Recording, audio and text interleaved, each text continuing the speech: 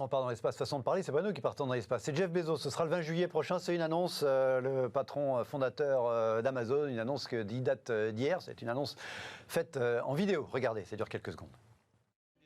It's a thing I've wanted to do all my life.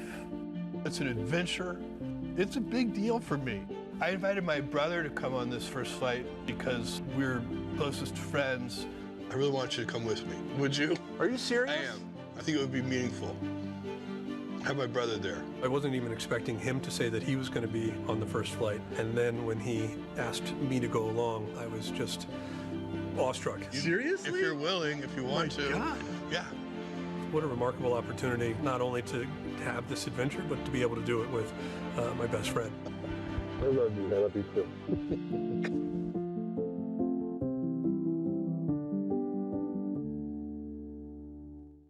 Si on ne le savait pas, maintenant on le sait que son frère ressemble un peu à lui, hein, dans la même effectivement coupe de cheveux. On va dire vite fait, si on avait un doute sur le fait que c'était une opération de com, on n'en a plus au visionnage de ce clip un petit peu surréaliste, mais c'est l'Amérique, c'est les États-Unis. Voilà, même quand on va dans l'espace, on le fait avec un look de cow-boy et à cheval avec son frère. C'est un petit côté sympa finalement. Alors pourquoi fait-il ça? Il y a certains qui disent, regardez, c'était par exemple le titre du Parisien, il souffre de l'ombre de SpaceX. Donc SpaceX, c'est l'entreprise d'Elon Musk, hein, qui pour le coup est plus avancée dans la conquête spatiale entre guillemets. Enfin, en tout cas, c'est pas tout à fait exactement le même créneau. SpaceX, c'est effectivement l'objectif, c'est Mars. Et d'ores et déjà, c'est SpaceX qui emmène désormais les cosmonautes américains sur la station spatiale et les autres, y compris Thomas Pesquet, sur la station spatiale internationale. Donc voilà, il y a peut-être un côté Lego. Voilà, on parle beaucoup de Elon Musk dans l'espace, moi aussi, et du coup, pour faire le buzz, ce premier vol commercial dans l'espace, qui va être très court, hein, c'est juste un aller-retour très rapide de quelques minutes, mais ce sera formellement, officiellement dans l'espace, ce sera le 20 juillet, donc il y a un premier client, quelques clients qui vont payer assez cher, et donc M. Bezos et son frère. Et puis, vous nous aviez signalé ce tweet amusant, Jean-Marc, d'une prof d'économie à l'université à Bristol, qui dit franchement, la société se porterait mieux si les milliardaires restaient dans l'espace de façon permanente. On pourrait même leur donner des incitations fiscales. Et de rappeler qu'en 2011, il avait non seulement Jeff Bezos n'avait pas payé d'impôts, mais en plus il avait obtenu un crédit, enfin un crédit d'impôt pour ses enfants. Que vous inspire l'un et l'autre, Jean-Marc, pour commencer par exemple, à la fois cette annonce, cette communication. Bon, il est quand même patron de quasiment la première entreprise du monde, hein. Alors officiellement, il ne sera plus patron opérationnel le 20 juillet, mais quand même, voilà, ça pose quand même un certain nombre de questions, non? Oh, bah c'est So American, voilà. La vidéo est absolument extraordinaire. Ouais. En même temps, il a dit, hein, c'était un rêve d'enfant. C'était un rêve d'enfant et maintenant il approche, je crois, de la soixantaine. Donc il a envie de faire des choses qu'il ne pouvait pas faire avant. Et le fait qu'il quitte la direction opérationnelle de son entreprise, il peut faire des choses qu'il ne pouvait pas faire avant. Voilà. S'il avait fait ça avant, son conseil d'administration lui aurait dit Jeff, est-ce bien raisonnable? Et son assureur aussi, l'assureur de l'entreprise, aurait posé des questions. Et donc, quand on dirige une très grosse entreprise, même si on peut avoir une impression d'une liberté immense, on est en fait pris dans un corset de contraintes qui est très fort et dont il se libère. Il y a eu d'autres points dans sa vie privée dont il s'est apparemment aussi libéré. Et donc, voilà, ça fait partie du mouvement. Alors on peut se demander si c'est très compliant du côté protection de la planète, environnement, parce qu'il faut même beaucoup de carburant et donc d'émissions de CO2 pour envoyer de tels engins dans l'air. Et en même temps, c'est sympa de voir que le gars, c'est l'homme le plus riche du monde.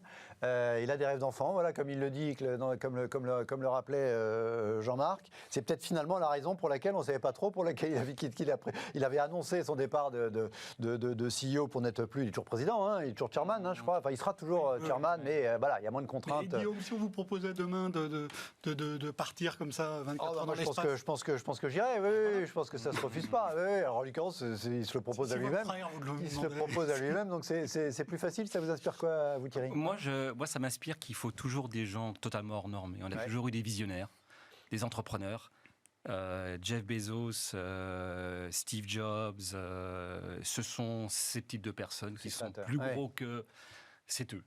Donc je pense que ça restera hors norme. C'est aux États-Unis, il y en a ailleurs. Et Jeff Bezos ne le fait pas parce que c'est un rêve d'enfant, parce qu'il veut créer une nouvelle industrie, qui est l'industrie du tourisme spatial.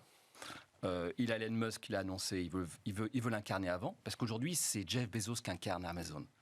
C'est pas avec pas que du positif pour plein de gens. C'est aussi pour ça, contrairement à Musk, que c'est plus sexy peut-être. Bien sûr, mais il y a Richard Branson qui a annoncé qu'il allait faire la même chose. C'est peut-être une guerre d'ego, mais ça fera progresser quelque part un certain nombre de choses d'un point de vue scientifique. Maintenant, c'est ce que vous disiez, certainement qu'être patron d'Amazon, c'est très puissant, mais Amazon aujourd'hui est pris dans une espèce de tourmente aussi de réglementation, comme les GAFA, mais c'est peut-être le bon moment pour lui d'enfin utiliser son temps libre sur autre chose. Donc, si vous voulez, mais j'ai fondamentalement du respect pour ces entrepreneurs qui créent des choses et à cette dimension-là.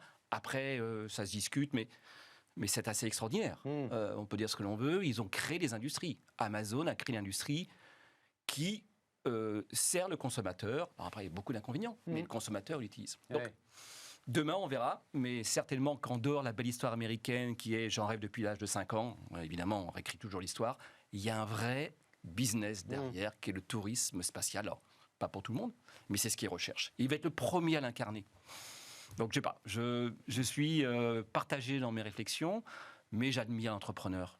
Oui, non mais au fond, ça fait rêver, il n'y a pas de doute. Puisque Jean-Marc m'a posé la question, je vous la pose, la même. Voilà, parce que c'est, pour le coup, son business à Blue Origin aujourd'hui, c'est le tourisme spatial. C'est-à-dire que là, c'est le premier vol, mais derrière, il y en aura plein. Alors, c'est un gros ticket. Bon, à l'échelle des gens qui ont de l'argent, c'est pas absolument dingue, d'ailleurs. C'est 200 000 $, je crois, 250 000 $. Bon, c'est beaucoup pour la plupart des gens, il n'y a pas de doute. Mais bon, il y a quand même un certain nombre de gens qui peuvent se payer ce rêve, même si c'est très court. Vous auriez envie, vous, Thierry ? Le cas échéant ? Quand je serai retraité, peut-être. Voilà, plus en étant en manette. Oui, il y a quand même un moteur puis j'ai envie de faire des choses avant, avant celle-là, mais bon, voilà. Ok, bon bah écoutez, c'est le 20 juillet, on suivra ça avec intérêt. Tout de suite, de façon plus sérieuse peut-être, un peu, ou pas. Allez, le retour au bureau, je ne sais pas si effectivement Jeff Bezos lui-même envisage le retour au bureau après son vol dans l'espace. Le 20 juillet, il n'est pas fixé, il n'est pas contraint exactement par les mêmes normes que nous, puisqu'il est un petit peu hors norme, vous le disiez, mais bon, peut-être, qui sait, il a peut-être aussi une problématique de retour au bureau. En tout cas, c'est notre premier débat.